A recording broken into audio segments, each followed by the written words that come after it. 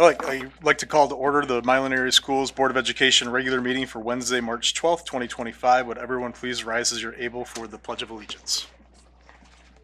I pledge allegiance to the flag of the United States of America and to the republic for which it stands, one nation, under God, indivisible, with liberty and justice for all. All right.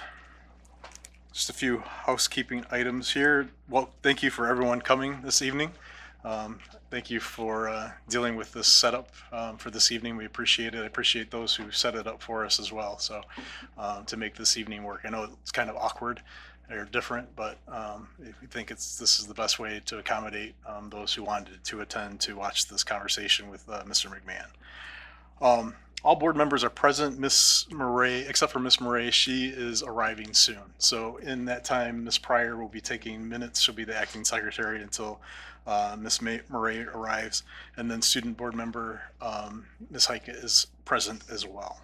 So, all right, we will start with communications and community engagement, our public comments.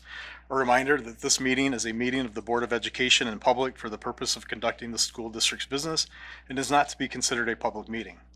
There are 2 times for public participation during the meeting as indicated in the agenda. When addressing the board, you will be asked to state your name. The board determines the amount of time granted to individuals or groups to speak. Each person shall be allowed to speak for up to 3 minutes.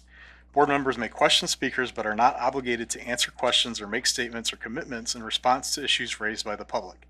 In general, such items will be referred to the superintendent for advisement, investigation, study, and/or recommendation, or designated as future agenda items for board consideration. Are there any students who'd like to address the board? Are there any public members who'd like to address the board? All right, hearing none. We will move on to our routine matters for approval. I need a motion to approve the minutes of the special meeting of February 26, 2025. By Farrell. Support by Gutierrez. It's been moved and supported to approve the minutes of the special meeting of February 26, 2025. Are there any comments or concerns? Hearing none, it's been moved and supported to approve the minutes of the special meeting of February 26, 2025. Ms. Pryor. Gutierrez, No. Yes. No concerns. Heike, Yes. Pryor, yes. Sislo, Yes. Burdette, Yes. Farrow, Yes. Murray. Yes. Motion carries 7-0. All right, so the minutes can reflect that Ms. Murray arrived at 7:03 p.m. and she will be acting secretary. She will be the secretary now. Next, I need a motion to approve the minutes of the special meeting closed session of February 26, 2025. Moved by Burdette. Support by Gutierrez. It's been moved and supported to approve the minutes of the special meeting closed session of February 26, 2025. Are there any comments or concerns? These are the ones that are in the envelope. Okay, yep.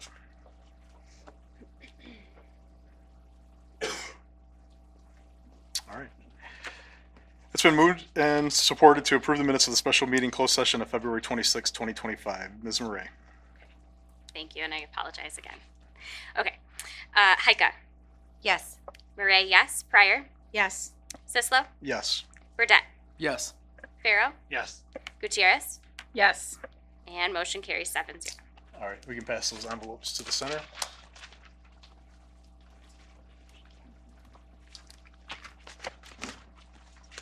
Thank you. Next, I need a motion to approve the minutes of the regular meeting of February 26, 2025. Motion by Pryor. Support by Gutierrez. So moved and supported to approve the minutes of the regular meeting February 26, 2025. Any comments, concerns? Hearing none, it's been moved and supported to approve the minutes of the regular meeting of February 26, 2025. Ms. Murray. Murray, yes. Pryor. Yes. Sislo. Yes. Burdette. Yes. Farrow. Yes. Gutierrez. Yes. Heike. Yes. And motion carries 7-0. Next, I need a motion to approve the bills and reimbursement of expenses. Moved by Heike. Support by Burdette. So moved and supported to approve the bills and reimbursement of expenses. Any comments, questions, discussion? Mr. Sisler? Yeah, Mr. Farrell. I had a few questions of Krista Hendricks on P-card expenses, and then there were some questions that I had on some of the checks that were written in the last run, but all of my questions were answered to complete satisfaction. Thank you, Mr. Farrell. Any other comments? Mr. Burdette. Mr. Sislo. Yeah. I just also wanted to note I did have a couple of questions in regard to some of the P-card expenses, and Ms. Hendricks answered them very quickly and satisfactorily. Thank you. Thank you, Mr. Burdette. Any others? All right, it's been moved and supported to approve the bills and reimbursement of expenses. Ms. Murray? Pryor, Yes. Sislo, Yes. Burdette, Yes. Farrell, Yes. Gutierrez, Yes. Heika, Yes. Murray, yes, and motion carries 7-0. All right, now we move on to our strategic plan business in the area of finance and operations. I need a motion to approve the purchase of a 71-passenger bus from Midwest Transit Equipment as detailed in attachment A. Moved by Farrell. Support by Heika. It's been moved and supported to approve the purchase of a 71-passenger bus from Midwest Transit Equipment as detailed in attachment A. Mr. Gearbaugh will provide us some background in regards to the purchase. Yeah, so first want to remind you that we do attempt to purchase a bus every year. We did not purchase one actually this year because we purchased two the year before, knowing that the buses were getting reworked and that they were not going to have them available. You will also notice we were getting buses at that time for around 110,000. And you will notice that we are asking you tonight for approximately 149,000. That's what happens when they rework the factories and have to add all of the new standards and requirements and everything that the buses have to have. Remember that we get this pricing through a Michigan bid process. So these numbers are all pre-bid. There are 3 different types of buses. We are not recommending the least expensive. We are recommending one that's about $4,000 more. And I just want to clarify why we're doing that, because that's not normally the way that we function. The bus that we are looking at from Midwest Transit is the only bus option out there right now that has what I will call a knob activated emergency brake. So if most of you in your car now, you've got just a little lever you pull and you hear this little electronic sound and the emergency brake goes on. That's the way the bus that we're buying functions. One of the other buses has an arm lever that you have to pull, and the other bus has a foot lever. And for those that had cars that had that foot lever emergency brake, you know it takes some effort to push that all the way to engagement. Please remember, our bus drivers engage the parking brake every time they stop the bus to pick up a student. So if you think about setting your parking brake 80, 90, 100 times a day, it starts to put stress on your joints, and we have some drivers that are older. So this is actually a request from our drivers. We have 1 or 2 buses that don't have this, and we have a couple of drivers that almost can't drive that bus. So I just wanted to explain in detail why we're not coming to you asking for the cheapest and why we are asking for the specific bus that we are. So with that, I can answer any questions you might have. Mr. Gearbaugh, Yeah, Mr. Farrell. I just want to confirm that we're ordering the bus now, but it'll be a sinking fund expense. I'm not positive that it will be a sinking fund. It will depend on whether we've got the funds by then, but it is not in this year's budget. It is, and I should have said that. Thank you for asking me to clarify that. While we're approving the bus now, it will not get delivered. Normally they get delivered in July. We're hearing that we probably won't see it until November. So it's next year's budget, no matter what the situation.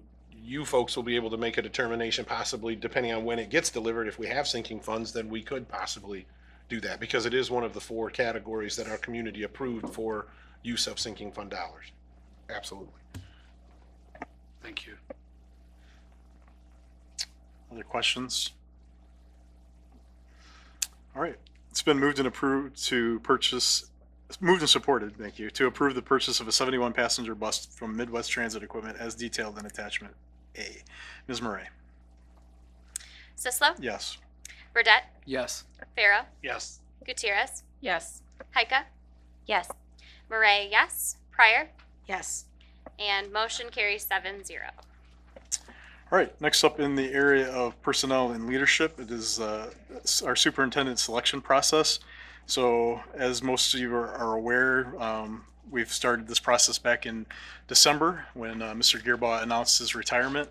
The personnel committee has had several fruitful conversations with staff, administrative staff, and then staff through their union leadership.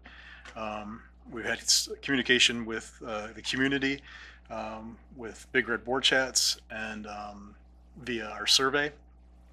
We just recently had another Big Red Board Chat last week that we got some feedback from the community and some things they would like to hear from a candidate for a superintendent. At one of our previous meetings, we decided, based on all that feedback, the personnel committee recommended that we have a conversation with Assistant Superintendent Mr. McMahon, based on the feedback that we received and his interest in the position. We invited him to have a conversation this evening. We presented him with a list of 5 to 6 bullet points that we would like to hear his thoughts on. And there'll be a time that we'll ask questions during your presentation or after your presentation as we go. So with that, thank you for being here this evening, Mr. McMahon, and we look forward to your presentation. I do apologize for those that are going to be watching the recording. We're trying to figure out how best that can show up on the recording behind us, but it's just the way the lights are. Even if we dim the lights, it still shows up as a big white blob. We're doing our best with what the technology that we have. So with that, we'll turn it over to Mr. McMahon.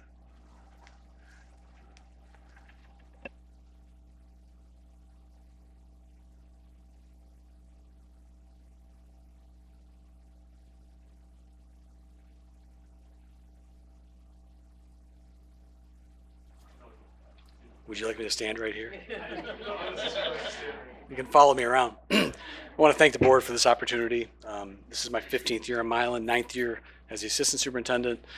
To be honest with you, when I started here back in 2010, it wasn't my goal to be the superintendent, but as time progressed, it became more of a reality, and I'm honored to be standing in front of you for the opportunity for that to happen. So before I start, I have some special guests here I want to introduce. I do a good job of keeping my personal and professional life pretty separate. So some of you, this is the first time you've met them, but I have with me my lovely wife, Kelly, and my 2 children, Zachary and Haley. Zachary is a senior in high school going on to Michigan State next year, and Haley is a sophomore in high school going on to 25. Just ask her. So with that, we'll get started. Part of an interview is to get to know the candidate some. And you guys all know me, you know who I am, but in my role as assistant superintendent, my job is kind of like 2 main points. It's one, to speak when spoken to and inform me about grants, and then also to make the boss look as good as I can. So you might not know my history. Some of you have been around when I was high school principal, but I thought I'd share my history with you a little bit. So I started as a math teacher out of Western Michigan University. I taught at a school called Parchment High School. I have a biology degree as well, but I only taught math in my experience. Parchment is a little bit smaller than Milan. We had about 400 students at the time, a little bit lower SES. It's a suburb of Kalamazoo on the north side, so it's some suburb, but then on the north side is all rural, so it's a semi-rural experience, but similar somewhat to Milan. Then I had a life change. I decided to move to this side of the state to be with Kelly and pursue that future, which was the best move I've ever made. And I got a job at Southgate High School where I taught math there and then coached cross country and track as well. I did that for just 2 years because in 2005 I was hired to be the assistant principal at John Glenn High School in Westland. That's more of a urban setting, suburban, but urban setting, some big high school, over 2,000 students there. We had 3 assistant principals with multiple roles there. One of my key roles was being in charge of buildings and maintenance, and then I shifted over to master schedule development for the last 3 years.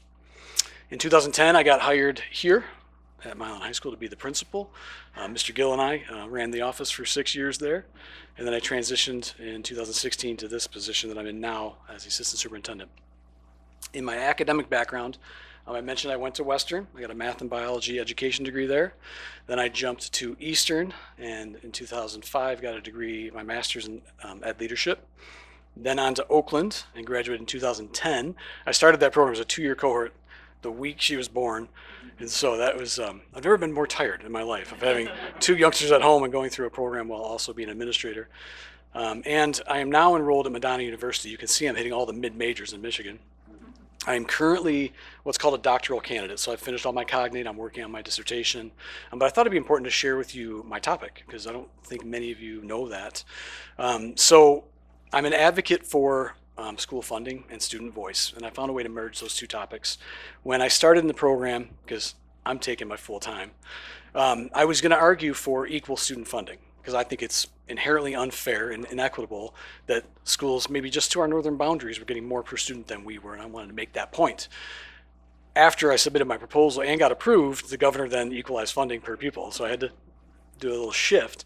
And where I went with that was I'm looking at categorical funding, so at-risk funding particularly, and to discuss the inequities there. But I also am interested in the SEL, the student voice piece, and I wanted to include that. And so my advisor pushed and pushed and pushed, and we finally found a way, and it was to let's ask students what they think about funding. Because if they're the end product of our funding, right, they're the ones we're spending money on, nobody's really asking their opinion. So I'm trying to see if there's a way to do that. And the title of the dissertation, it's a work in progress, is Fair School Funding, the Student Perspective. My research actually involved students here. So last year I interviewed 24 students. I spent a little over an hour with each one, collect the data. Data's processed. I have 2 chapters left to write. God willing, I can be done by December and be done with that. It's called a terminal degree, a doctorate degree, because you're terminating your experience. And I'm looking forward to that, even though I told Brian I was going to move on to another degree today after that. But it'll be good to terminate in the ed leadership world. And before I get into the topics that you asked me to address, I want to share a little bit about my leadership philosophy. So I think this is prominent here in Milan, but we're students first. I'm a student first guy. All our decisions have to be with students in mind as first and foremost. Sometimes we have to make decisions about efficiency and efficacy, but students are always at the front and center. I am relationship centered. That's my core. I think your personality comes out in your leadership, and my personality is built on relationships. I think that's how I interact with people. It's about listening, talking, being attentive. I'll talk about that a little bit later, but everything is core around relationships. In our business, there's a lot of things happening, sometimes tough decisions, and if you have good relationships, you can have those conversations, engage, and make the change necessary. A philosophy that I live by, and my wife is in leadership positions too, and we've talked about this, is easily stated as simplify, clarify, and communicate. There's a lot going on, and it can be complicated in any industry, but ours particularly. And I think the goal of the leader is to, you determine your goals. What are you trying to do? And it's a lot happening, but if you can simplify and clarify your message of what you're trying to do, and then communicate it concisely, that's important. And you get a lot of mileage out of that if you can do that, and I try to do that. And the last point I want to make, to me, is that details matter. My coworkers and my family would tell you that I probably spend more time at work than I need to because I'm focused on details, because to me that's important. What you present, how you present yourself, your material, your content, your goals, it's important to be detailed and specific, and I take that to heart. So you asked me to address, there are 6 areas you asked me to address. I'm going to take them out of order, so if you have the questions that you provided, they're going to be a little bit out of order. I did that because I want to start with innovation and adaptability. That's where what ideas you have. Some of those are going to come up throughout the rest of the sections, and there's going to be some repetition. I'm trying not to do that, but there will be some overlap. But in the process of looking through those 6 areas, I noticed and I appreciate your connection to the strategic plan. And so I want to point that out as I go and share with you some commitments. So the first one I'm going to talk about is innovation and adaptability. And I connect that to our strategic plan of personnel and leadership. And I'll make a commitment that I will enhance the potential of our stakeholders, our school, and our people. So in this area, I'm going to be a leader that's going to foster and support innovative and original ideas. I want to share with you some of those ideas. Some of these are work in progress now, but some are just working ideas. So I think we need to increase our social media awareness, our campaign, and we're already working on that. You may not know that I currently have 2 students that spend 6th hour with me. They're in a work-study program, and I've put them in charge of our social media. I'm working with them directly, but we're coordinating a social media effort. We are going to have Instagram. We actually have it, but we haven't released it yet. And we connected to our Facebook page. Right now we have a Facebook profile, but we want to increase our output on that, and we want to tie it to Instagram because that's where the students are. But I also, one, I want to support student voice, and two, get their input because they're the ones that know how to use it really well. I'll admit right now, one of my biggest weaknesses in this position is social media. I just created personal pages for myself so I can connect to the school pages, and my kids make fun of me all the time when I try to talk the lingo. But I'm learning, and I have 2 students teaching me. We're going to work together. We're going to beef that up real soon. So you'll see some posts coming out quickly. The next is a marketing plan. We have a group of dedicated teachers that came up. You're going to see the tree logo in here advertised prominently because we like it. And it's cool. And you saw the presentation a couple years ago from the teachers that developed or helped develop and put some theory behind it. And we need to beef that up. We need to put that out. We told our teachers we were going to, and we're going to. And I want to see that all over the place. Yard signs, t-shirts, billboards, wherever we can put it. Another idea is an AI task force. We've already started that work. I've tabbed an administrator, Mr. Shin, has graciously given his time to this. He's leading an AI task force. We're going to have early adopters playing around with AI software and programs because we know there are really great programs out there. Sarah, you work in that field, right? You share them with me all the time. There are programs that can help us efficiently get kids to deeper levels of learning and creativity. And so we're doing that. So starting actually next week, we have 4 teachers going to McCall and a couple administrators. And they're going to be like our early adoption team. And we're going to support them with trial contracts, get them to start playing with some of the softwares, and then start leading trainings and start building that movement. We need to get on board with that. Another area that I want to address that I'm excited about is what I'm calling birth to school programming. I've had conversations with Jesse Kishiyama, our early director of early childhood, and the administrative group as a whole. You know, we talk all the time about how we can do things better, how we can improve our school and our district, and we always come back to, you know, we only get them 7 hours a day. They're with their families quite a bit. What can we do? And we only get them when they turn 5 or 3 if they're in preschool. But how can we impact that? And we're starting to look at what can we do at birth. And so I asked Jesse the question. We're working on this right now. Is can we identify all the students that are born in our district? And if so, can we send them a care package with some books, some resources? Can we organize parent play dates or meetings? Can we organize informational sessions? Can we share with them?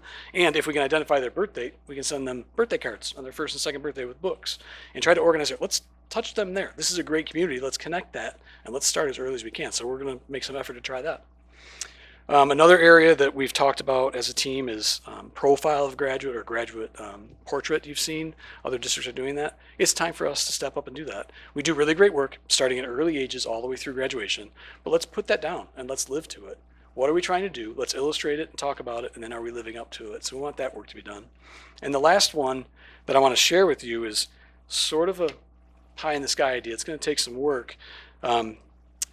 It's time that we realign our instructional frameworks or create a framework and align our instructional from K-12. And we had that work done. COVID, we slipped a little bit, but it's time to renew that. But while we're doing that, I think we can do it within a disciplinary literacy framework. So disciplinary literacy means essentially focusing on discipline in all the content areas, right? Reading and writing more in all your content areas. As a principal, I live by the philosophy that I think if we can get kids to read, write, and speak intelligently or at a high level in any content area, then we're doing our job. Disciplinary literacy is built on students being able to consume, create, and communicate in their content areas. I think we can create a spectrum from K to 12 that shows consume, create, and communicate and express that to students. I think that's a cool thing I want to explore. Now that's going to take a lot of work. We've talked about it as a team. We haven't tackled the work yet, but that's going to involve all our stakeholders and possibly a year or 2 initiative with teachers being involved. But I'm pretty excited about that. I think it'd be cool. I haven't seen it anywhere. I think it'd be neat to try here. Okay, so in the area of educational excellence, I connect that to our strategic plan goal of academics and programs, and I will commit to elevating expectations. In that area, I want to share with you some points I want to make. Communication is big. We always hear from parents that we don't communicate enough, and we always hear from the schools that we communicate too much. So we got to find that balance. I know the board's been working on that. But one thing I think we need to do is have regular communication, regularity, and attentive listening. I think that's important. It's one thing to go and be at a meeting. It's another to be actively present at a meeting. And I pride myself on being a good listener and providing good feedback. I won't always have the answers, but I will work to get them in a timely manner. I think that's important for our stakeholders to focus on our communication structures. Speaking of structures, I think you're going to hear this a little bit about structures and processes here. we're a small district, and by small district I mean a one high school town. There's a lot of them in Michigan. One benefit of being a small district is you can be informal about your practices. You need to make a change at the high school, we just talk to administration, we make the change. In bigger districts where there are multiple high schools, you can't just do that. You have to work with all the layers. So that's good. It gives us some freedom. But the one thing bad about being a small district is we can be informal, and we need to formalize our processes. We need to do that for us to make sure our work is in check with our expectations. And an area we can make a quick improvement on that is our district improvement plan. We are good at district improvement. I'll talk about that. In fact, it's going to be next. But we need to create some district goals and then create some PD around that. We've had it a few times in this district where we've had all K-12 teachers together. We did breakout sessions, and it was really rewarding. I think we can get back to that step. I'm not saying our PD is ineffective. Our buildings do a great job, but they do it somewhat in silos. And now with grade level changes, we're moving people back and forth. But I think we can get a little focus there, and I'm looking forward to doing that. The next section, I'm calling it accountability through connectivity. And what I mean by that is back to that regular communication piece. One of the best strategies that I've been involved with in this current position is the weekly meetings I have set with principals. It allows me a standing agenda, which we have an agenda and we take notes. It's regular communication. It's a chance to sit quietly with just the two of us often and share questions, concerns, and just make a regular communication effort. That's been helpful for me, and I think for our principals. I think they'll agree with that. I think we can extend that out to our directors, right? Maintenance, transportation, athletics, some more regular communication with notes that we can document. That's for me a little bit. I need memory aids, and so I think it helps us keep track of what we're doing. And I also want to just point out that I think I support the improvement process. I'm the driver of that. We do really good work. I want to continue to support that and see if we can continue to improve that process, right? Let's set our goals. Let's identify the strategies that are going to attack those goals. Let's pick the data we're going to use to measure them. When we measure them, what's our response? And then let's redo it. We're good at that. I want to continue to be good at that and get better. The next section under education excellence I have is to hire, mentor, and develop staff. And I want to talk a second about where I stand on that. I find the opportunity to post a position and hire a position as an opportunity. It's an opportunity to introduce our district to sometimes strangers, oftentimes strangers. And I take that very seriously. And like I said, details matter. So we've made that process better, and I want to continue to do that at all levels. And what I'm trying to explain here is when we put a posting out, when we get applicants, we need to be professional in how we respond to those applicants. And it might be, thank you for applying. We've got our selection. We'll keep your information handy. We appreciate your time and effort. And then we move forward. We select our candidates we're going to interview. You're going to make some calls about those that don't move forward. It's thank you for applying. Thank you for interviewing. We're going to keep your information handy, but we're moving forward with the section. Those that move forward, here's our details. We plan to approve you at the May board meeting. We're going to have a formal interview with the administrators on this date. We're going to have informal interviews with teachers on this date so that they all know right ahead. I've actually gotten feedback from this. We had a teacher candidate once. She said, my principal had applied for a job here. He didn't get it, but he spoke so highly of how he was treated that he said we should apply here. And so it's an opportunity to introduce our district, and it extends out. Now, when we hire, we make good hires, it's our chance to train, mentor, and then retain, hopefully. We have a teacher mentor process in here. We just talked today at Admin Council about how can we make that better, because we're always looking to make it better. And there are grants out there we can access or try to access to get some funds to possibly bring in outside sources to help us mentor and develop our teachers. We all want to pay teachers more. There's no question about that, and we wish we could. But certainly one thing we can do is impact the environment and the culture they're in. If they feel supported and that they're being supported in their professional development, then maybe they'll want to stay and be a part of what we're doing here. I think kind of a summary at the bottom there is, let's continue to focus on our foundational development and then make a path for our future. And what I mean by that is our foundational skills academically. That's elementary literacy and mathematics, right? That's the core of what we're trying to do. And we do good work at that. You're going to hear soon we're in the process of reviewing literature curriculum because there's new grants coming out to make a purchase. So that's really important to us. So we focus on that, and then the steps forward, what do we want? At the high school, CTE opportunities, post high school opportunities, military, whatever it's going to be, make a pathway for that. The third area I'm going to address that you asked me to speak about is equity and inclusion. I connect this directly to our learning environment and culture goal in our strategic plan, and I will make a commitment to support all students. So I think most importantly here, when it comes to equity and inclusion, is making sure all students feel seen and supported. I think it's easy, and I think most districts will say most of our students feel supported. They feel seen. I think it's really difficult to say all students to guarantee it. We need to continue to work towards that. And we're not there yet. We can do better, but we need to support all students. And that to me means having an empathetic and a student first approach. We need to see how they see things. We need to talk to students and see how they feel things so we can support them. And if that means hiring people that have similar backgrounds, come from similar areas, look like them, talk like them, or understand them, then we'll do that because empathy is the basis for that, in my opinion. I think we need to do a better job of celebrating our students, staff, and our programs. We do great work here. We can acknowledge it more. I think COVID put us into a little bit of a deficit mindset, not just us, everybody, where we focus on our problems and we talk about what's hard and what we're struggling with a lot. And we need to have those conversations, but we can't forget all the good things we're doing. And I want to do more of that. I'm asking you, the board, I'm going to reignite our board presentations. I'm asking you to spend more time with us on Wednesdays. But I think that's important. I think it's important to put our kids and our programs and our people up in front of us every week and celebrate so the community sees and that we know. And there's a sense of pride on the students and staff when they get to share what they're doing because they're working hard. So I want to get back to that. And then again, the social media presence, that's another way to showcase that informally and get that out there as much as we can. I'm going to go back to talking about enhancing the structures, right? But for equity inclusion is about identifying and narrowing our service for students. So I've listed some of the structures that we have in place, and I'll talk about a little bit of what we're doing with them. So MTSS, the multi-tiered support system, we do a good job of that in all of our buildings. And for those of you who are, Tier 1 is the classroom structure, what we're doing. Tier 2 essentially is the intervention we provide to kids when they're falling behind. And Tier 3 is maybe the pull-out services, ultimately leading to potentially a special ed referral if needed. Well, we do good work of that in our buildings, and it's been getting better every year I've been here.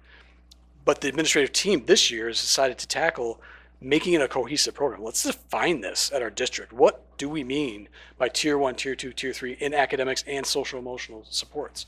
And so we're working on that now. We're working our way towards a handbook, which coincidentally the state just announced is going to be a requirement in 2027, I think, but we're ahead of the game.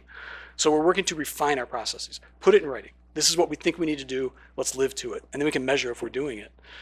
Other programs like Unified Sports, or the middle school just did, they're in Neurodiversity Month, an opportunity to celebrate all of our students and maybe even educate other students.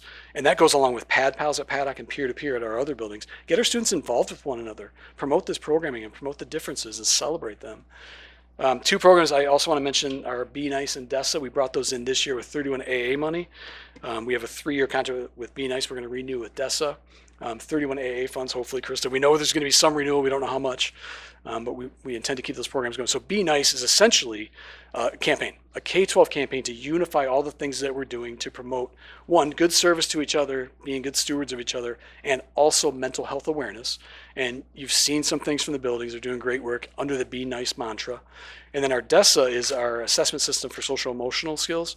And we give that, we did a screener the fall the first time. We're going to do another one in April, the follow-up. And that's to help us identify where our students have needs, and then we provide targeted supports, typically through our social workers, in groups or individually. And so those are programs that we have to target our interventions. And I also have listed up there dyslexia laws.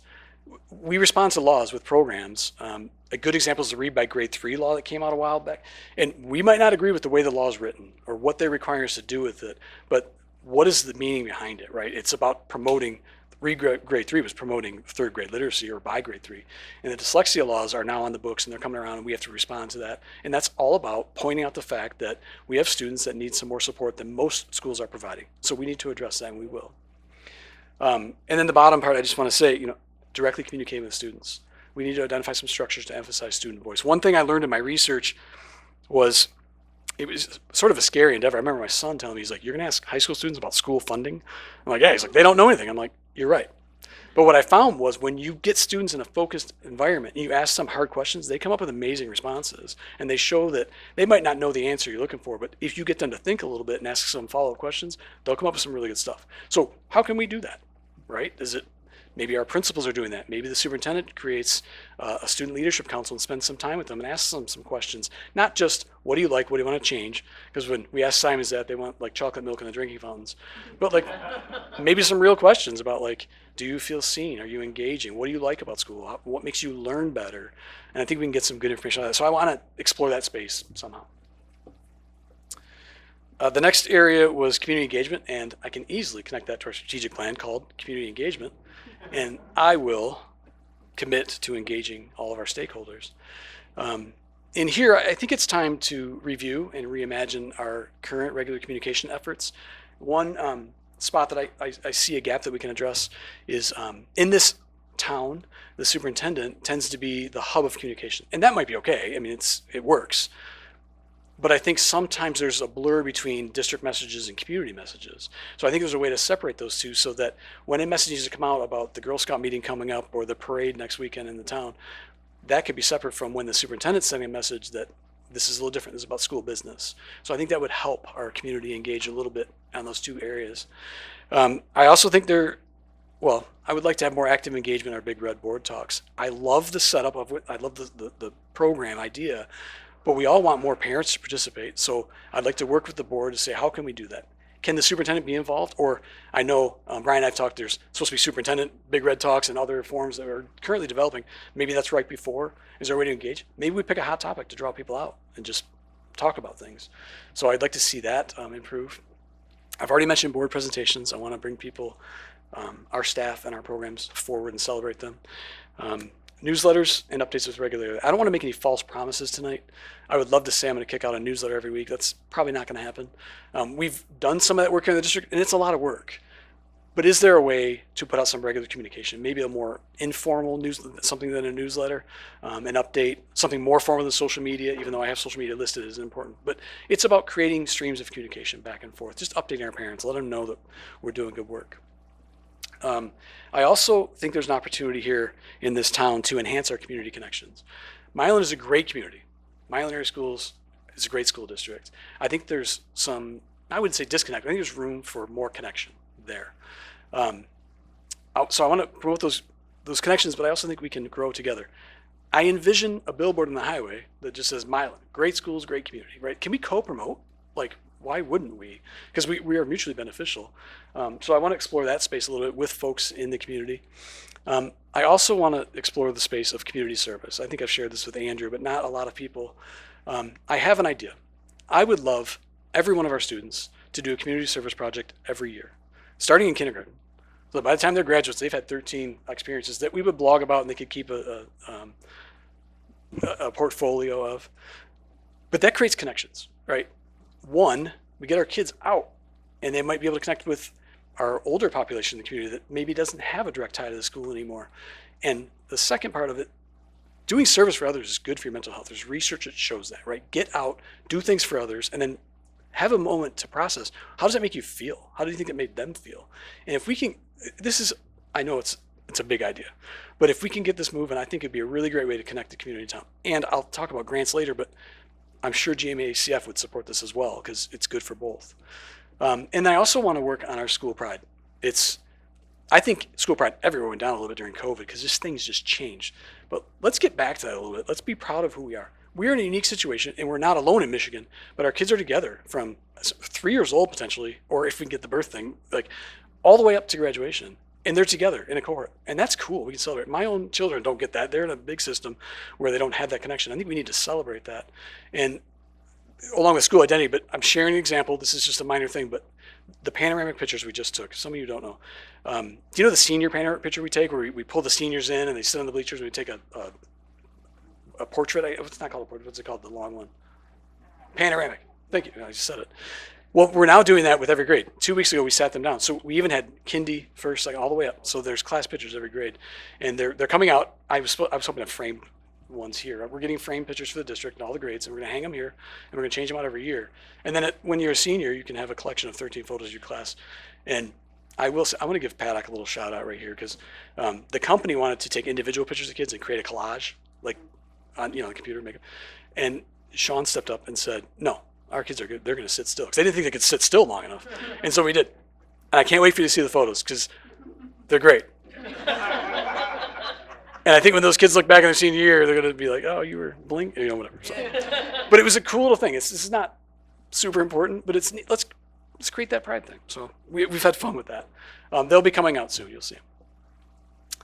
So I think this is now the fifth area I want to talk about is sustainability and long-term growth, which I connect to our goal and strategic plan of operations, and I will commit to being a steward of our resources. We need to conduct some long-range planning. I think the board has always been good at this when it comes to fiscal management. You have your goals, but I need to be involved in that. I need you to work with me, the next superintendent, to go what's our long-term plan, right? We have that mark that we want to hit with our budget, but what do we want to do long-term? And now our community has graced us with sinking fund revenue. And so how are we going to be stewards of that? We have that for 10 years. Let's plan that out. We want to keep our facilities upkept, right? But we also want to develop and enhance. So let's work together to do that. So long-term planning, and then continue to leverage grant funding opportunities. We've had a lot of changes in grants since I got here. We've shifted how we spend our Title II money. We've shifted how we spend our at-risk money towards direct student services. We've done a lot of work around the COVID grants. That was a mass rush of money that came in, and some of that's falling off. So how can we leverage that back in to keep supporting students? So that'll be a focus of mine. I feel like if I've learned nothing in this job, it's how to do grants. And then the other area that I want to point out is we need to implement lean budgeting practices. We need to review our programs, our services, evaluate our vendor contracts. Just this year, and I hope all the teachers know this, I think they do, I made a decision to move away from our LMS at the high school, the Schoology, and our LMS at Paddock, Seesaw. They're both great programs.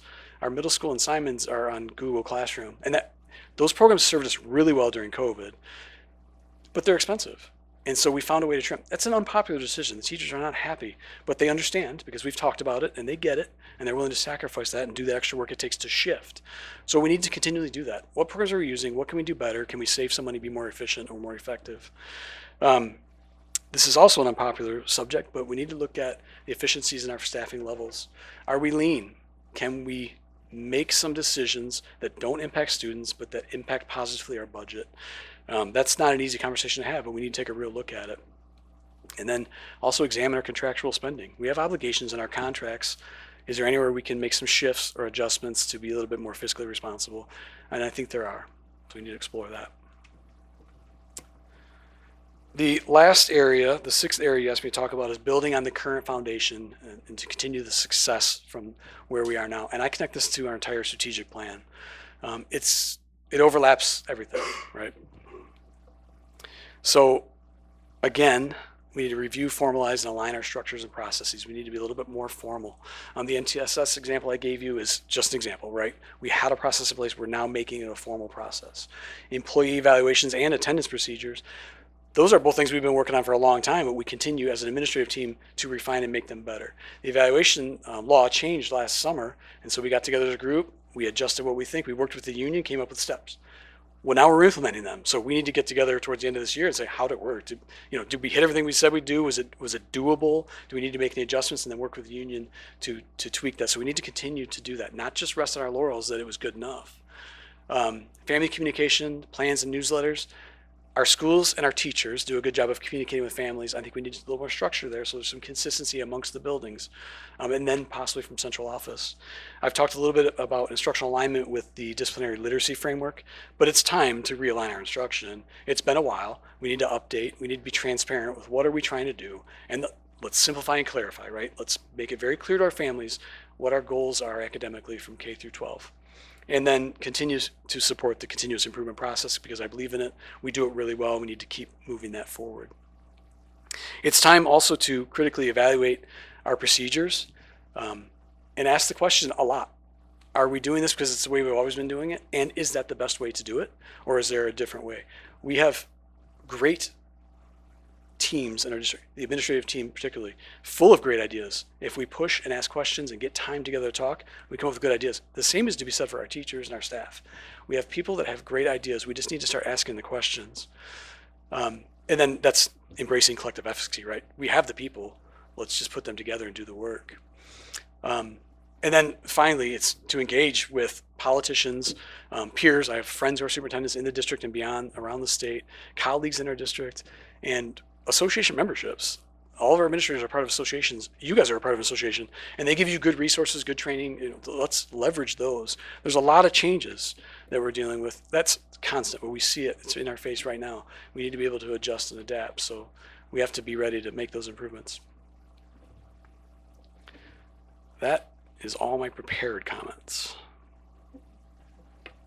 Wow, thank you. That's a lot. Thank you. I like the chocolate milk in the drinking fountain. It's a good idea, I guess. It'd be filtered, of course. Thank you for the presentation. Obviously, I think my fellow board members have some questions, but thank you. Relating it back to the superintendent, the strategic plan, and your commitments and the I will statements. It's very powerful. So thank you.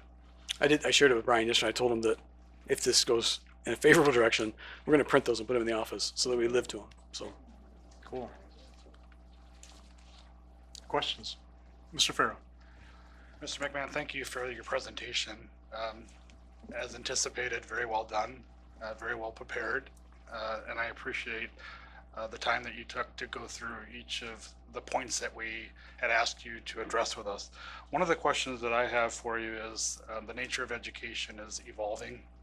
Obviously, currently there are some concerns about funding and things like that. I'm curious what your thoughts are on what you see as the biggest changes coming to our district in the near future. well, it's hard to predict change. I think we need to be in a mode to respond because things are coming quickly. If we're talking about funding, there's some concerns. MDE just sent a memo, Superintendent Rice sent a memo out today that this is an issue, right? Cutting funding, specifically federal funding, impacts the kids that need it the most. And so we have to be able to respond to that. Federal funding here is a small percentage, but we have to respond.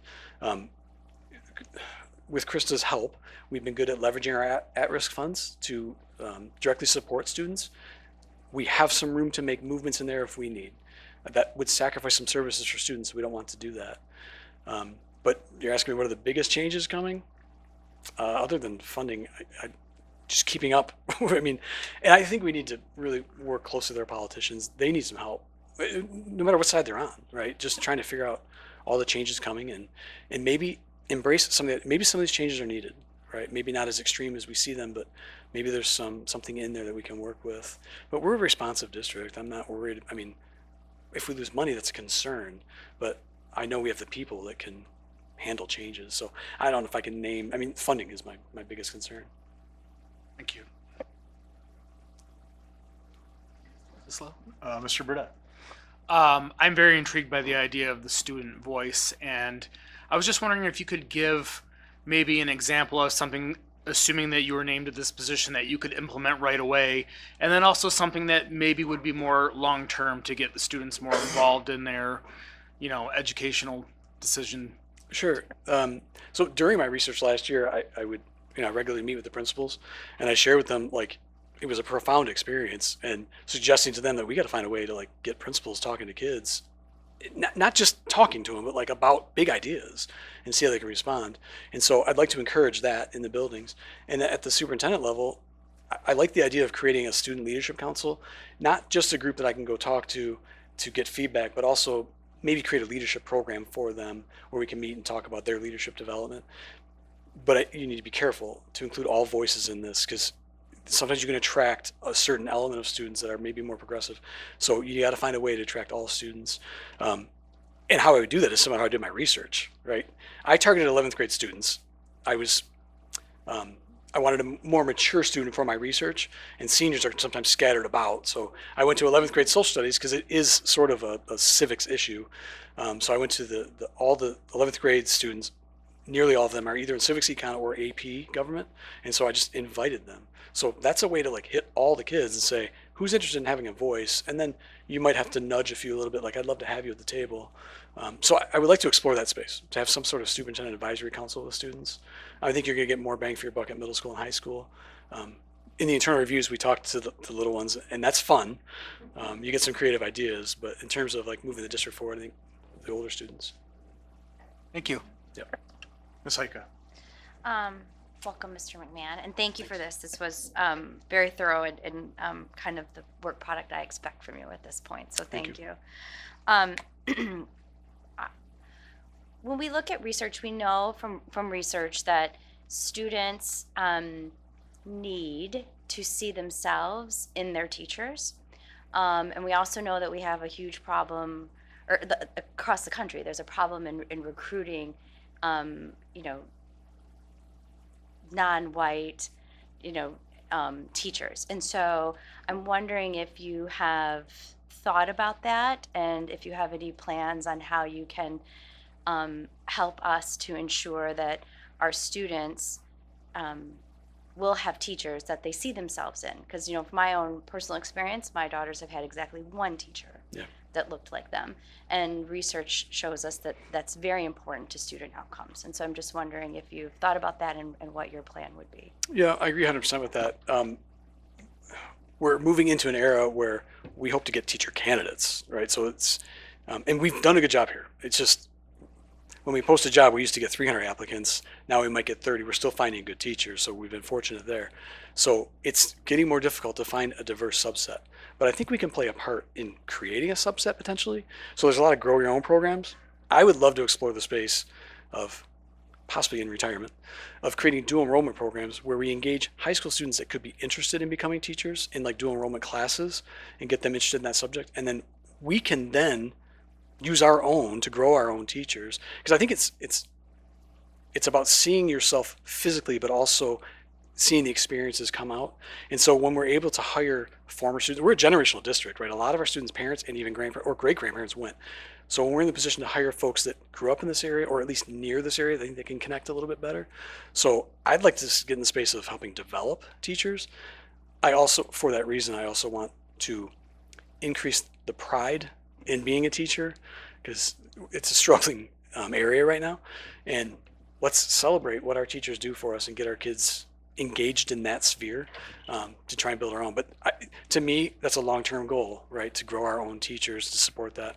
But no, we continue to look for teachers that represent the students that we have so they can connect, because that's important. I talked about empathy earlier, and being able to connect physically and mentally and emotionally, that's a big deal. And we've been fortunate in hires so far to get that. But Others? Ms. Breyer? Thank you. Also, I expected a great presentation, and that's what we got. Answered many of the questions the community had and that I already had. But if you get hired as superintendent, one of your jobs will be to hire your assistant superintendent. What skills are you looking for in the assistant superintendent that would either complement or align with your skills? it's a good question. My goal is to hire somebody that will do the job better than me, and then support them in their growth in doing that. I think this is a unique opportunity if it's an internal promotion that I know that job really well. I do, first of all, plan to replace that position rather than restructure. I think it's important to have that position as it is right now. So work closely with them. But the skills, that's all over the place. Someone recently was like, well, you're the expert at grants. Well, I wasn't 9 years ago. And someone said, you did a really great job as a high school principal. I didn't know what I was doing when I started that job. You guys gave me, you trusted me to learn. So we're going to have to hire somebody likely that doesn't have experience with grants or as an assistant superintendent. If I can find someone that can counterbalance my skill set, that'd be fantastic. But I plan to work closely with them to engage them in the processes and, quite frankly, help me build this district. I think the district is approaching a position where we could embrace a restructuring of our upper district administration.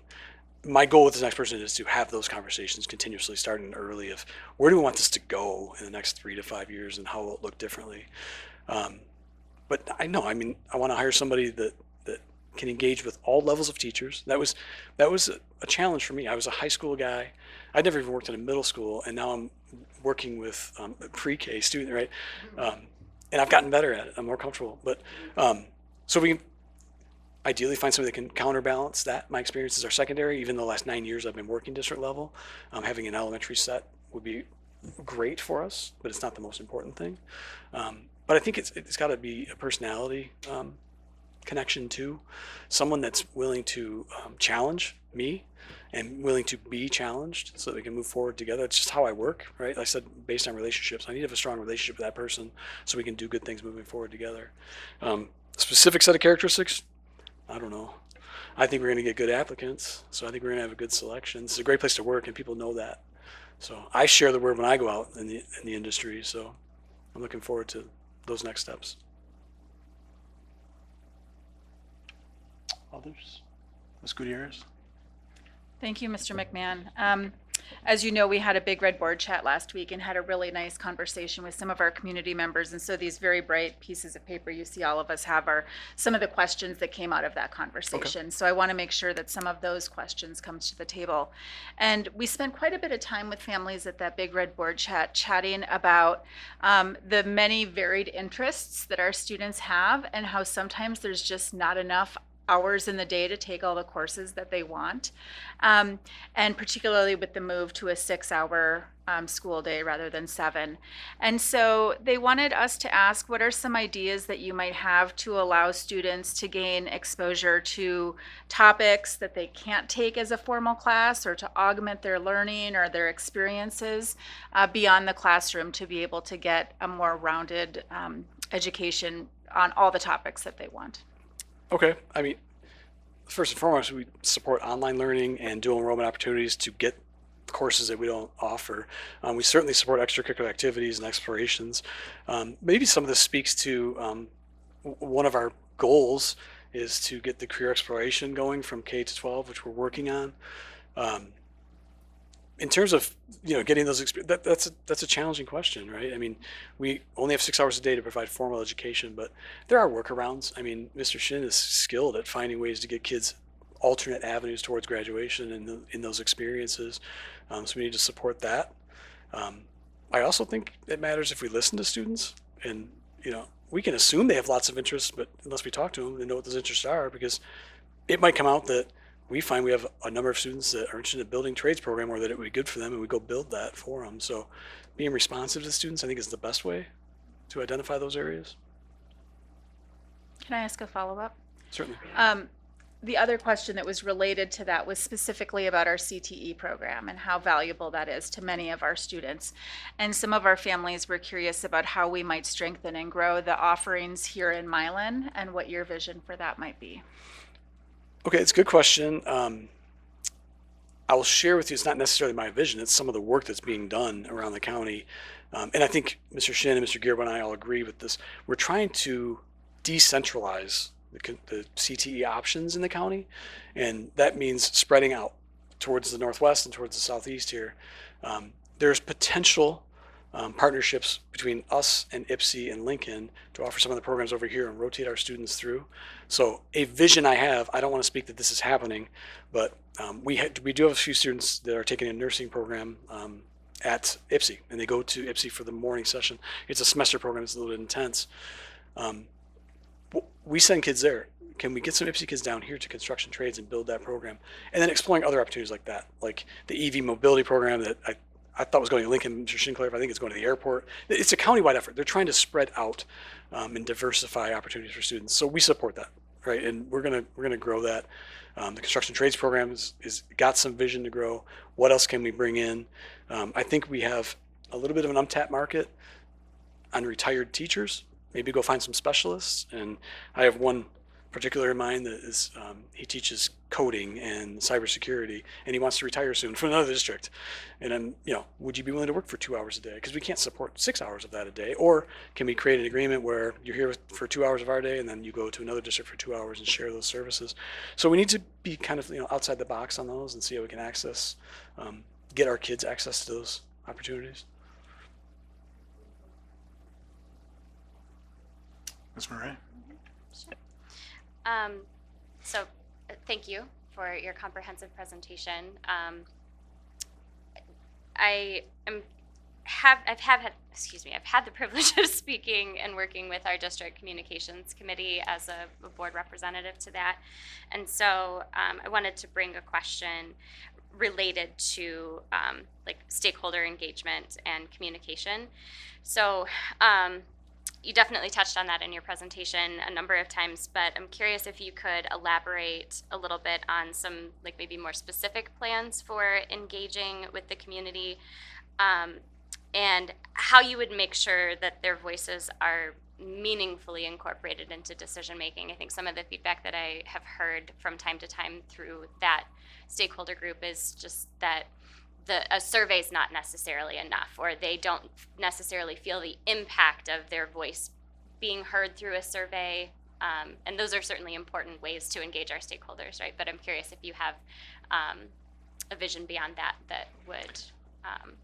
Sure. I mean, beyond a survey, it's interpersonal communication, and so we got to create those opportunities. I addressed the Big Red Board chat. That's a really cool opportunity, but our issue there is not the program or the planning. It's getting folks interested, and we need to look at that and say, what can we do differently to draw people to that, to have those conversations. But it's about being out and visible in town, and can we create some opportunities where the superintendent as a representative or members of the board can be out. We've done the coffee chats, right? How can we do them better to get their input? And I think I'll go back to student voice. I mean, engaging students, and that's the same as parents. Their opinions matter. I don't think we've figured out an effective way to get in-person communication. I'd like to do that better. I'll send some newsletters, and that's more one-way communication. Social media is certainly one-way communication, and that's important. But trying to find ways to engage that too. I don't have the best ideas right now for that, but we'll explore that space. I do envision that connects with school pride a little bit. Like, can we connect with alumni some way? Can we have events at games, at events to draw people out, and just be present and shake hands and have conversations? I appreciate your emphasis or focus on that interrelatedness, right, of all the things that our district does and all of the different points of contact that we have with our community and our stakeholders to, okay, we're already seeing them at basketball games or, this event or that event. How do we then use that to make sure that we're really connecting and engaging in those spaces? So thank you. I appreciate that answer. I think you've really touched on a lot that the community wanted to ask. I think sometimes there's a little bit of concern also with COVID, like you brought up, parent involvement, and kind of how that's changed since COVID. So you've touched on a lot of those. I guess what's your philosophy on parent involvement at in lower elementary, getting them involved in the classroom and activities and things like that? What do you Specifically at lower elementary? Yeah. Well, I think the issue of parent involvement is more at secondary. Okay. We get pretty good parent turnout. But having them start I think there's sometimes that with COVID, we weren't able to have parents in schools just because of the way it was and how that's changed. So, your thoughts on parent involvement in that way? Well, there's certainly value in getting parents involved in a structured setting. We have to control that setting, but we need their input and value. It's also being open to the idea and talking about it. Mr. DeSarbo just told me a story. It was this week about how he had a parent who would walk his kid to school, and they started striking up a conversation over time. To then that parent started helping at the car line opening doors. To then he's in the classroom helping kids get. There's a couple of kids, not his own, other students that needed some support getting from the door to classroom, and so embrace opportunities like that. There's value in that for both sides, right? For the parent and for our students. I'm interested in trying to explore more parent involvement at the secondary levels because we're struggling there. Yep. Our parent-teacher conference at the high school last week, it was low turnout. It's not because our parents don't care, and we've tried different formats to engage that, but maybe it's not working. So maybe we need to go to the parents and say, what would it take? Well, how do we not make this more important to you? How do we make it more feasible for you to be there and participate? I think those are the questions to ask, because administrators for years have tried different ways to get them involved. Maybe it's time to go to them. Maybe we can get some suggestions from them to make that more applicable to their direct scenario. Okay. And then you shared a little bit of a personal story a while ago with me, your help with outfitting the building trades programs here. Well, some garage sales. So Yeah. Tell us a little bit about that and your involvement. So. Well, Mr. Shin and I were the what's that show? The Pickers. The Pickers. That was just there's an opportunity. There's a business is going out of sale. I happen to know the owner of the business is in Dearborn, and we looked at the list of what they have for sale, and we leveraged some funding to support it. And we went and got our trucks and trailers and went and you should have seen us. I was crawling around on the roof of some shed. It was a warehouse, and we were covered in dust. And but no, that's a good example of what our folks here do, and that's just a representation of it. They're willing to do whatever it takes. What's smart? What's efficient? What's a good way to take care of our kids well, it's not easy necessarily. We're working hard, but be open to other ideas, right? I mean, it's easy to say that, for the building trades programs, we need a bunch of tools and machines and supplies. Well, that was a way to get access to a lot in an efficient manner. Now, it's not top grade DeWalt stuff. It was just used DeWalt stuff. But yeah, I mean, I just shared that with you. That was normal. That was normal to me. I think it's representative of what somebody that works at Milan needs to Yes. do. And, Yeah. And the community values. Yeah. Yeah. Yeah. That's why I wanted you to share it. Yeah. So. Thanks. We were pickers. How you changed the tagline there has not gone unnoticed as well. I like that. I can't take credit for it. That was in the presentation the teachers gave to us. Okay. I really like it. Yeah. So I wanted to use it. Yeah. So yeah. If you're looking that way, you can't see the tree, but I have a disappearing tree. So. Yeah. And I think just the audience here in general speaks a lot to your presence here. I mean, your family probably, maybe they feel like they have to be here. I wanted them to see what I do every other Wednesday night. I don't know if they really knew I was here. But the presence of all the principals and staff, secretaries, parapros, teachers, it shows a lot of the support that you have from the staff here. So I don't want that to go unnoticed. The people that are here to watch this. So, other comments or questions for Mr. McMahon?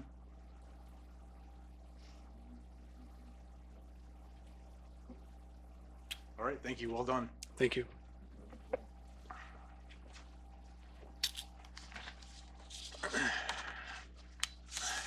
All right, so with Mr. McMahon's presentation, with the recommendations from the personnel committee to have this conversation, to bring Mr. McMahon forward with the data that we've collected from the survey, I'm willing to accept a motion in regards to how we should pursue. Like I said, we haven't made a selection, has not been made.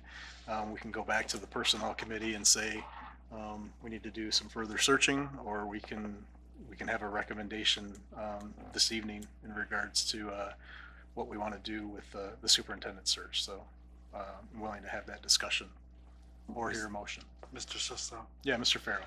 I'm comfortable putting a motion forth to authorize the Personnel and Leadership Committee to enter into negotiations with Ryan McMahon to become the next superintendent of Milan area schools, subject to an employment contract approved by the Board of Education.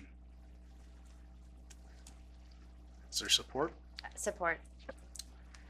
Right, so it's been moved and supported to authorize the Personnel and Leadership Committee to enter into negotiations with Ryan McMahon to become the next superintendent of the Milan area schools, subject to an employment contract approved by the board. Further discussion. Ms. Gutierrez. I would like to echo that support. I think we, as I said last time, have heard a consistent message from all of our employment stakeholders, as well as our community, through a multitude of means: the survey, informal conversations in Kroger and elsewhere, big red board chats. I think that we had many questions that came from the community tonight, or at the big red board chat, but before your presentation was over, Mr. McMahon, you hit most of them, which tells me that you're really in tune with the types of things that this community is thinking about and wanting to see in their next superintendent. I knew that I would come away with something from your presentation that really excited me, and I'll be thinking all night about the thought of a new parent opening up a care package with books for their new child in it from the district. And we moved here when my daughter was 2 days old. And so I can't tell you how much that would mean as a new parent. And that's what I'm going to be thinking about all night. And so I'm excited about that. And I'm excited about your role as leading this district. And I'm very happy to support this. Others? Mr. Sisson. Yeah, Ms. Murray.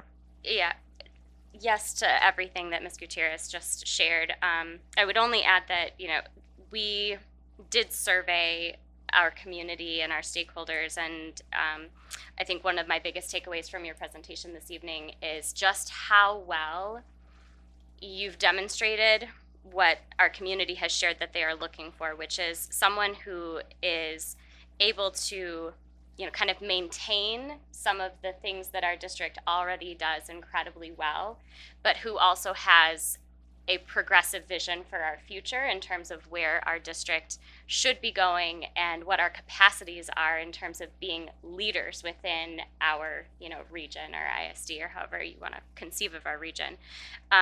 I too am going to be marinating in the idea of a birthday card for little 1-year-olds in our community, but also specifically, I'm very excited about your emphasis and dedication on elevating student voice. That is a drumbeat that is occurring at state and national levels throughout education today.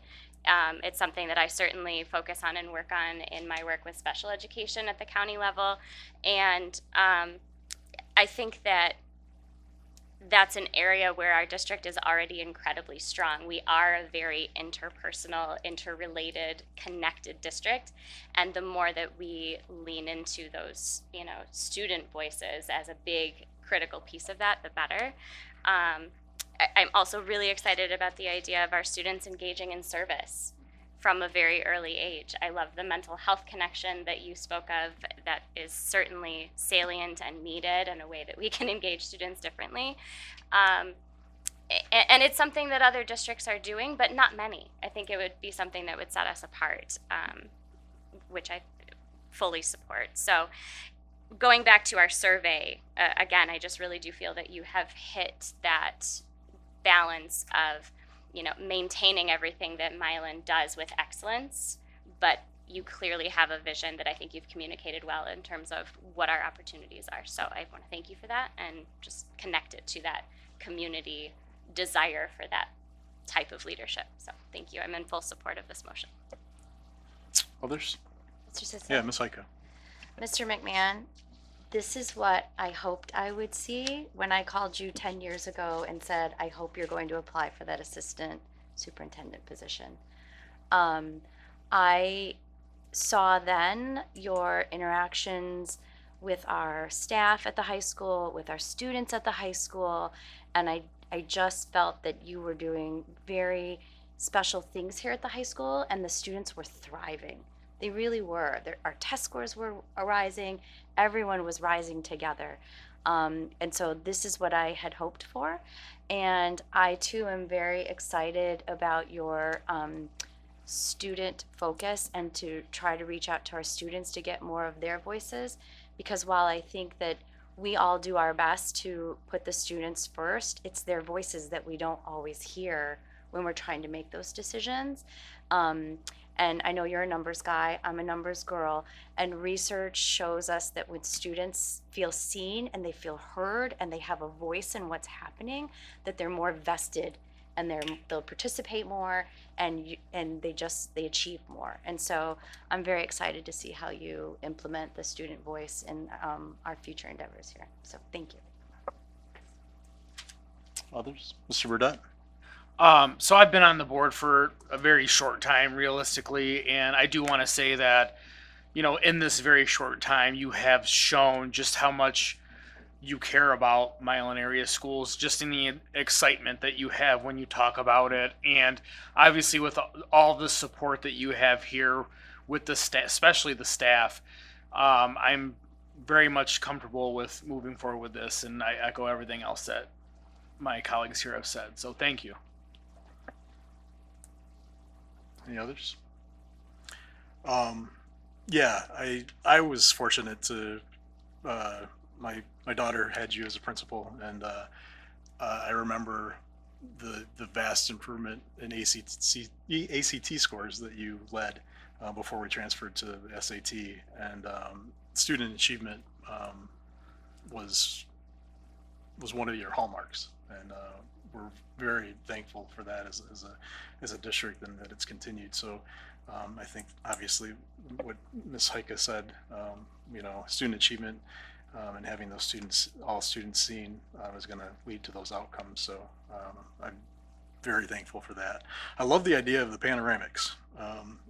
We used to call them composites, I think, when I was a kid. I think I still have them when I was a kindergarten, first grade. It was more of a collage because it was everybody's separate picture. But I go back and look at those, and those are my brothers and sisters.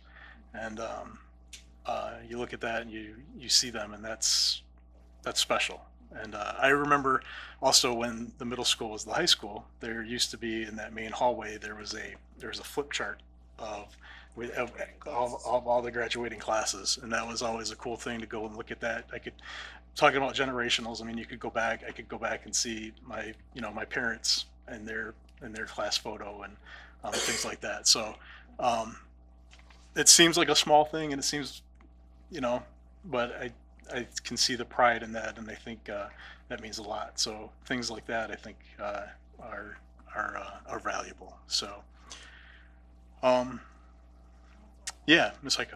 I'm glad you brought up the multi-generational thing because I forgot to mention that too. But you mentioned that several times in your presentation, and I think that the fact that you recognize that, and I've said this about Sean DeSarbo many times, he recognized that right away, that is a strength of our district. And the fact that you're focused on that, I also find comfort in, because I agree, it's a strength of our district and it makes us very unique, and is, something that we have to cherish and kind of foster. It's how you grow your own. Mr. Farrell. I just want to say very briefly, thank you for your loyalty to Milan area schools. First and foremost, I really appreciate that. Second, I want the community to know that the personnel committee for this board really took this responsibility seriously. Put a lot of time into this process, the communication process, the identification process, and the goal for us, and I think for the board, was to be sure that we got the very best candidate to serve as our next superintendent. And so I want to thank the community for your support and your participation in this important process. In short, I'm really excited for our students and staff. Mr. McMahon, I believe that you're going to continue to be an extraordinary asset to our district as our next superintendent. Thank you. Any others? All right. It's been moved and supported to authorize the Personnel and Leadership Committee to enter into negotiations with Ryan McMahon to become the next superintendent of Milan area schools, subject to an employment contract approved by the board. Ms. Murray. Burdette, Yes. Farrow, Yes. Gutierrez, Yes. Heike, Yes. Murray, yes. Pryor, Yes. Sislo, Yes. and motion carries 7-0. All right. Congratulations.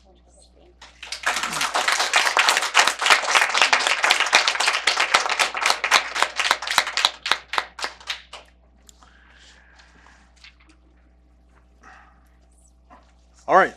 That moves us on to communications and community engagement. This brings us back to public comments. Are there any students who'd like to address the board?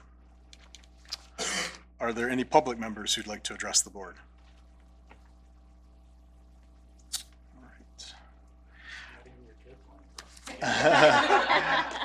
All right.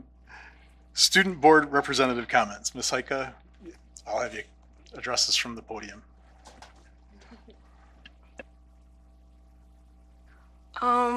I just wanted to announce that spring sports have started and you can go see your Big Reds perform in team sports like softball, baseball, track and field, and tennis. And you can go and support them. Their schedules are online on Facebook and other platforms. Thank you. Assistant superintendent comments. Mr. McMahon, have you said enough? Or? Mr. Sisler, yes. I feel like I have. I really You didn't give any grant updates. I wish I during your had time. one. But I do have one update. So I provided each of you with a folder. You may have seen it already, but there's a packet from each building. And in that packet, it contains this is in regards to the internal reviews we did. This is back in November. I'd mentioned at a previous board meeting I would supply these docs to you. We just wrapped them up. So it's the presentation, it's the same packet for each building. It's the presentation that the internal visiting team provided to the host school. It's a summary of what we saw and what we observed. And then also a formal document called the CNA, Comprehensive Needs Analysis. If you remember, I told you this document is technically required. All schools in the state of Michigan are supposed to have a CNA, and you're supposed to be able to provide it. I'd be surprised if 5% of the schools in Michigan had it, because nobody asks for it. It's just one of the things you're supposed to have. But I remember hearing that, my third year in this position, that you're supposed to have those, and I always wanted to create one. So we've been working towards that as administrators. So that CNA is just a formal document showing, essentially recapping our internal review experience. So in there you'll see it's district and building demographic data, our perception data survey from staff, students, and parents, student achievement summary, a review from the visiting team, which is essentially the last slide in the handout. It's just verbalized there in bullets. And then what we're calling the CNA determinations. That's the goal strategies that we determined we're going to go after based on the data we have. So those are going to be posted on the website. I just wanted to get them to you first so you had a chance to look at them.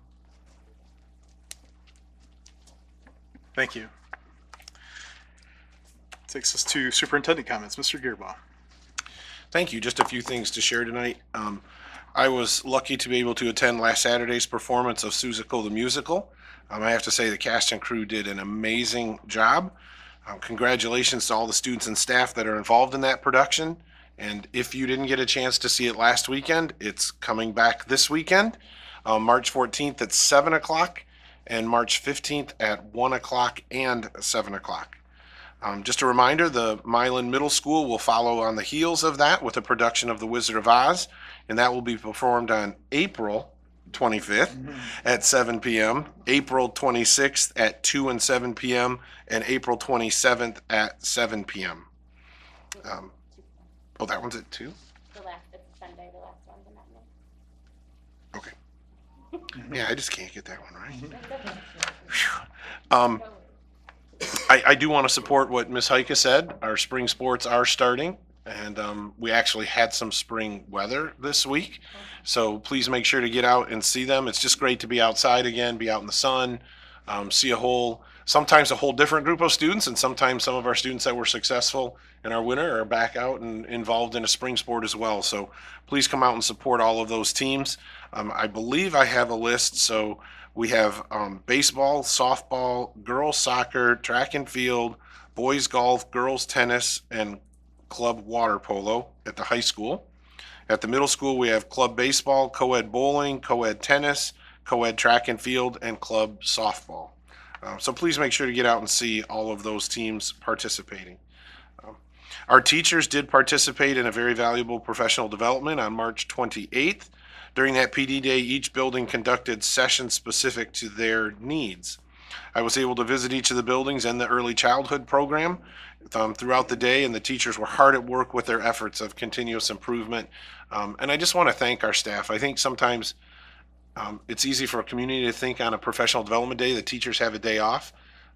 They work just as hard on those days as they do any other day, and our district does really have a focus on continuous improvement. And if you attend those professional development sessions, they just ooze that. I mean, we have teachers leading sessions, we have principals leading sessions, and just the focus on truly how can we get better is just impressive in this district.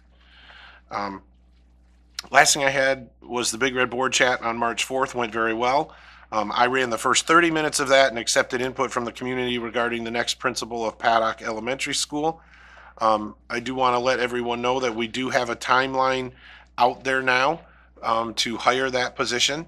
As I said at the last meeting, we do have an interim principal in place, Miss Nancy Teetons, but we do have an outline. Our goal is to bring a candidate to the board on May 20th? I think the meeting is May 20th for a July 1 start. That posting will go out this Friday, and we have a whole timeline for all of the interview processes. And I will mirror something that Mr. McMahon said during his presentation. I really like the way that we handle these interview processes. We get a lot of compliments on how we handle it, the fact that we keep them updated. It's not a 12, 13, 14-week process. They know from day one when they enter the process what all of the upcoming dates are for the different rounds if they're lucky enough to move on. We end with a tour. Mr. McMahon and I do a tour of the building that lasts anywhere from an hour to an hour and a half with each of the final two candidates, where we tour their building and we have an informal conversation and we talk about what Milan is. And we get a lot of positive feedback from that. And we have all of those things scheduled for this process. I will tell you, as a superintendent, hiring anyone is one of the most critical parts of our job, but hiring a building principal is incredibly important to the success of this district. We have been blessed to have amazing candidates come to us, and we know that that is going to happen for this position. Last thing that I want to say, I just want to thank and commend the board for making an incredibly wise decision in your hire for the next superintendent. Sorry.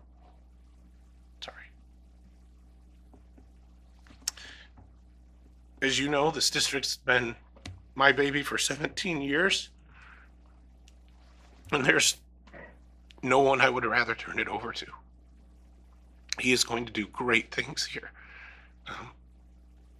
His presentation blew me out of the water, and I remember the energy I had 17 years ago when I was interviewing for this position, and it's just exciting to see that, and I just am so excited to see where this district goes in the next 5 years. So thank you. You made a very wise choice. Thank you, Mr. Gearbaugh. Board member comments. Ms. Pryor. I want to say good luck to the boys swim team. They are heading to states tomorrow to do their preliminaries, and I have every confidence that they will send somebody back on Saturday for the finals. So good luck to them. Few of the same things that are already mentioned. Spring sports are starting. I'd like to encourage all the community members to attend, the parents of the kids that are involved to volunteer their time to come in and see all the kids, to help transport kids, to bring food and snacks, to be part of that sports team community, which is so crucial to your child's development. Not only school, but any activities that participate in are also crucial. The play coming up as well, so I plan to see that this weekend.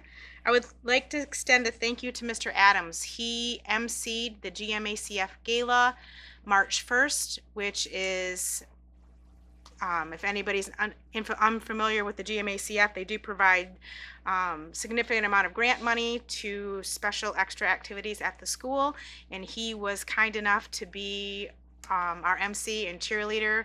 People really enjoyed it, and he did a great job, so we were fortunate to have him. And the last thing I wanted to say is that I've received emails plus some phone calls and people talking to me in the community about their concerns regarding the changing in funding and everything happening at the state and federal level. I want the community to know that I follow it every day. I'm very aware of what's happening. The Mr. Gearbaugh also keeps us informed, just sending news articles. We are aware and watching it, and we'll do our best to make good decisions based upon what happens in this changing landscape. Thank you. Thank you, Ms. Pryor. Ms. Heika. First, I want to second the good luck to the boys swim team this weekend. This is a long tradition here in Milan, the success of the swim programs, and I know that they are going to do their best, and they are well equipped to do that. So I'm excited to see what happens this weekend. I also attended the Paddock Simons staff basketball game. Oh my goodness. So this is what my takeaway was, is when I walked into Simons and into that gym, there was nothing but utter joy. And I thought, this is what we are missing right now. The kids were so excited to be there. They were running all over the place. They had pom-poms cheering on their teachers. And then when they got to go into the game and play with their teachers, it was just so exciting. And they were cheering each other on, and it just was utter joy. And so thank you to everyone who participated, everyone who helped put that on. I know there were some teachers that were a little sore the next day because they were running back and forth. And you know, Mrs. Payne was out there with her pom poms cheering everyone. It was just so much fun. And so those are the kinds of things that I really hope we can see more of, and the kinds of things that we can celebrate, because it really just was a great collaboration that parents were having fun, kids were having fun, and it just was wonderful. So thank you to everyone that did it. I want to wish a good luck to all of our spring sports students.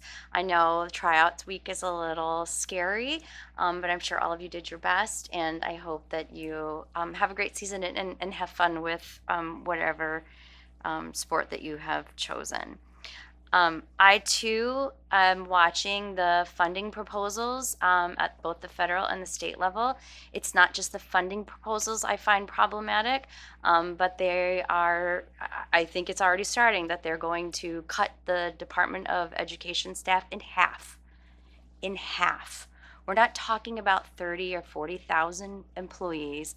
There are 4,000 employees at the Department of Education who do some of the most important work in our country, because that is where not the soul, but a huge focus is on our students who need the most from us. And so that cut will be devastating. We're talking about cutting billions of dollars from the federal budget. And if you're not paying attention to the state budget right now, you really should, because I think it's even scarier. The amount of money they're talking about cutting at this point is, I don't even know how we're going to pay for things next year. I'm glad Mr. McMahon feels optimistic. I am not. And so if you have the wherewithal, I hope you call your state rep. If you live in the city of Milan or the surrounding area, it's Reggie Miller. Call her. Call your federal reps, because this is not something we can sustain. And I understand, and we have to do things differently, and I'm all for doing things differently, and I'm all for identifying fraud, waste, and abuse, because we all know it's out there. Slashing for the sake of slashing, which is what this is not the way to do it. This is not an audit. If any of you in your professional lives have gone through an audit, you know this is not how it goes. This is slash and burn. And the people who are going to pay for this are our children. Thank you. Mr. Farrell. So the two board members to my left beat me to the punch on the K-12 school aid budget. So for those not aware, the Michigan House passed their version of the K-12 school aid budget. The budget represents 25% or a $5 billion reduction. Some of the anticipated reductions that we can expect include $1 billion at-risk funding allocated to schools based on their number of poor or near poor students, $900 million being cut for school lunches, $600 million being cut for GRSP programs, which is Great Start Readiness preschool programs, $79 million being cut from ISD operations, $50 million being cut from bilingual education, $40 million being cut for vocational education. These are actual cuts that were recently passed by the Michigan House. So how all of this managed to race through the Michigan House is concerning. I can't seem to wrap my head around why. Why did the Michigan House choose to go this route when it has the real potential of impacting our students and students across the state? So for the community, I want you to be aware, as my two colleagues have already said, that we will continue to monitor events in Lansing, and hopefully state representatives are being contacted and hearing from our constituents daily. The other thing I wanted to mention is welcome to Nancy Teetons as she begins her interim principal role starting March 17th at Paddock Elementary School. We are happy to have you help us out with the district. The other thing that I wanted to mention is we do have a teacher contract negotiation coming up. We will need to get dates, times scheduled with MEA representatives, and we will also need to work with the MEA on a school calendar for next year. That's all. Thank you. Thank you, Mr. Farrell. Others? Mr. Burdette. So I just wanted to say that I was able to attend the Big Red Board Chat on March 4th. It was my first one, and just the feedback that we got from the community was invaluable. So I would like to thank everyone who came out and offered up that their thoughts on things. It was pretty cool to see. I also was able to watch our high school wind ensemble go to the MSBOA band festival at Woodhaven High School. They did an amazing job. Just kind of blew me out of the water there. So big congratulations to Mr. Lopez and those students. And then lastly, I'm also going to plug Suzical. I was able to watch this past weekend 3 times, and plan on being on all 3 next weekend as well. So please, absolutely go. It's an amazing show, especially if you've got little ones. It's so cute watching the high school kids, giving autographs and taking pictures to the little kids. It's just so, heartwarming. So that's it. Thank you. Thank you, Mr. Burdette. Others? Ms. Gutierrez? I too just want to raise my concern for all of us in the community about what is happening with our federal and state budgets when it comes to education. This is extremely concerning. I think my colleagues at the other end of the table did a tremendous job outlining it, and I know that we've heard both formally and informally from many members of the community of what are we going to do about it, and I think that is a bit of a moving target as we are wrapping our arms around what this really means and digesting it. I mean, I think many of us just are feeling shell-shocked in a lot of ways, and so I want to assure the community that everyone at this table is paying very close attention to this, thinking and having conversations with each other and colleagues throughout our networks, and that I have a lot of confidence going into a very uncertain future with Mr. McMahon, his experience here in Milan, and his understanding of funding from many levels all the way up to a doctorate, I think gives me a lot of confidence. So it is the silver lining of what I feel right now. And then I just keep looking forward a week and a half, and I know it's spring break coming, and I think we're all feeling the need for that. So I just would like to wish all of our families, staff, and students a restful, truly restful spring break and a safe spring break as well. Thank you. Thank you, Ms. Gutierrez. Ms. Murray? Thank you. Thank you. I will try to be brief and avoid repetition, but I can't not praise Suzical and encourage our community to get out and see it. What our Milan students and the adults who support them are able to accomplish each year in terms of putting on a performance continues to astound me, and I swear that they elevate their own bar every single time that they do it. So please go support those students, and just briefly we'll echo, yes, good luck and best wishes. Have fun to all of our spring athletes. I think that is something that I feel is ever present when I watch our students in the theater programs and in our music programs, is that they're not only displaying their expertise and all of their learning, but they're also having fun while doing it. So I just, yes, encourage students to remember, yes, we're out there for excellence. We're out there going for, all of the accolades, but also enjoy what you do. Enjoy this time. Have fun with it.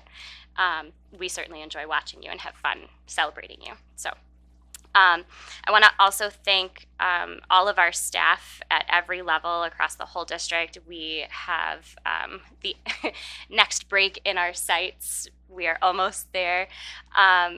And it's astounding how quickly we arrive there. It's, the days are long, but the months are short. Somehow we blink and we're at spring break. But I just want to take a moment to express gratitude and thanks for all of the work that has gotten us here, especially in a year where we have had, more transitions and a lot of uncertainty and staff changes. Those kinds of things happen every year, but I think we've been hit heavily in those areas as we prepare to say goodbye to some really big, influential people in our district, or have said goodbye to them recently. So just thank you. And to our staff who will be leading conferences in the next couple of days, thank you for taking the time and devoting your energy and efforts to supporting those students.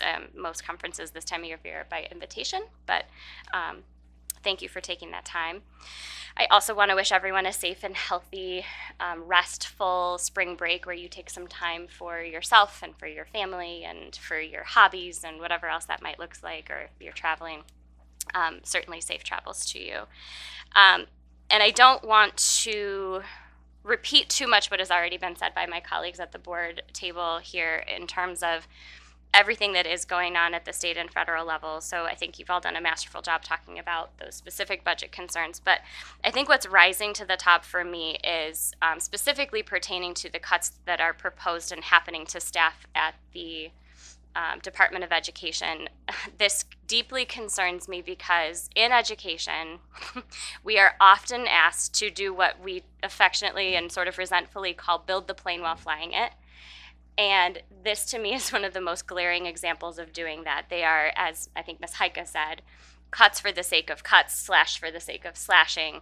And I have yet to hear any cohesive, comprehensive plan for what comes next or what fills those gaps and how our students and our families, especially our most vulnerable ones, are going to be taken care of in this process. And I think, sorry, it's making me emotional, but I think it's deeply irresponsible of our leaders at every level to be aggressively slashing and making these cuts without communicating to anyone at any level what is going to fill that vacuum and what is going to take up that slack for our students, both financially and in terms of actual, real, tangible services. So, yes, call your representatives. Shout from the rooftops if you have to. Demand answers. I am absolutely in support of being a good steward of our resources, as Mr. McMahon said earlier in his presentation. We have a responsibility to do that. But we also have a paramount responsibility to take care of our students. And I don't feel that that's being done. So please do engage in whatever capacity you are able and willing to do so with our leaders at every level. Thank you.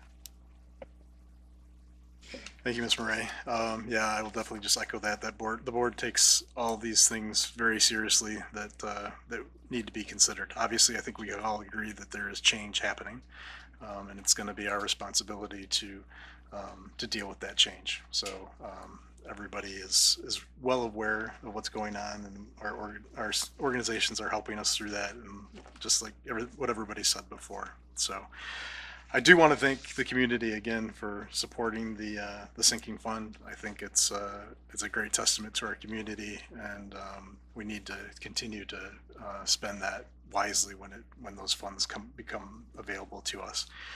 I want to thank everybody who's been a part of this process, this selection process for Mr. McMahon. We talked to a lot of people. We talked to a lot of the folks that are in this room, and I appreciate the feedback that you all gave. And I hope you felt like you were heard in that process. We talked to the community. We got that feedback from the survey.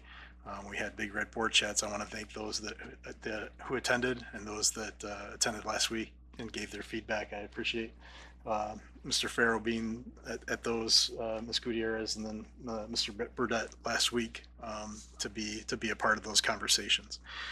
I also had the opportunity to attend Susical last Friday, and there's a gentleman sitting next to me that I did not recognize, but he talked to me to remind me how I knew him. And he was the father of a student that played soccer with my son. And he was very excited to tell me about his kids. The kid that he played soccer with my son, he was in the welding program at Washtenaw, and he was very excited to tell me about that.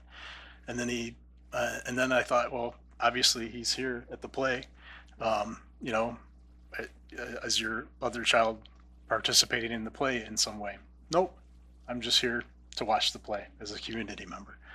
But then he proceeded to tell me all of the activities that his son is involved in. He's on the swim team, he's on robotics, he's in FFA, he had the opportunity to present at FFA, and it just reminded me of all the excellent opportunities that we do have here at Milan, and how excited he was to tell me about those things. It was just unsolicited, sitting next to me. Very, very powerful. And then Miss Heike talks about the joy that she experienced at the basketball game. And regardless of any of the plays that I attend, my favorite part of the play is being in the rotunda after the play. You don't even have to go to the play. If you just come and be in the rotunda after the play, you will know what it's about. And I'm kind of one of those people that stand off to the side and just watch it happen.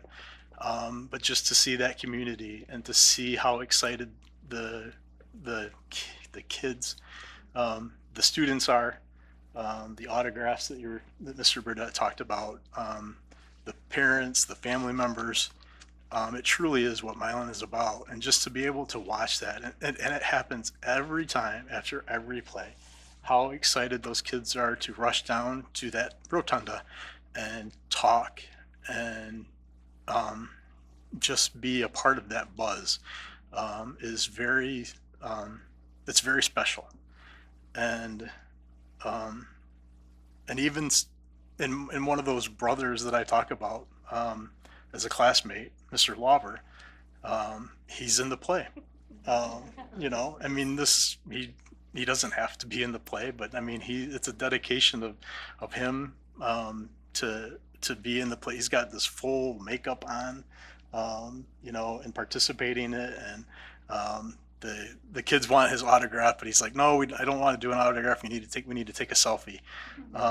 You know, and that's powerful. And I relish that experience after every play, like I said, regardless of the play, being in that rotunda is that joy that people should expect to be a member of the Milan Area Schools community. And Mr. Gearbaugh has provided that. He's led that for 17 years. And he's mentored many people to provide that joy in other places.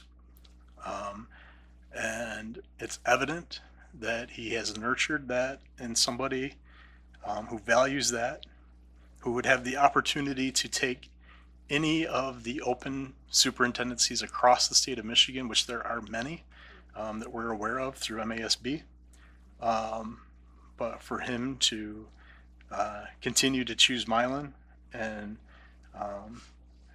pursue his education up to a doctorate level, to promote student voice, to understand what Milan is, and to stand in front of this group of people and provide those statements of his promises to this community is special. And it doesn't go unnoticed. And I'm very excited to have you be the next superintendent. So with that, are there any other comments? Ms. Pryor. I apologize. I forgot a thank you for the FFA and the National Honor Society. Their students, their advisors, Mr. Federer and Mr. Hoskins, sent several of their students to volunteer for the GMA CF Gala. They were on time, dressed well, courteous. Some of them stayed 6 hours. They helped make our event run very smoothly, and we are appreciative to how involved they were to make that event successful. So I just wanted to say thank you. I'm sorry I forgot you earlier. Any others? All right, this meeting's adjourned at 8:48. Drive home safely.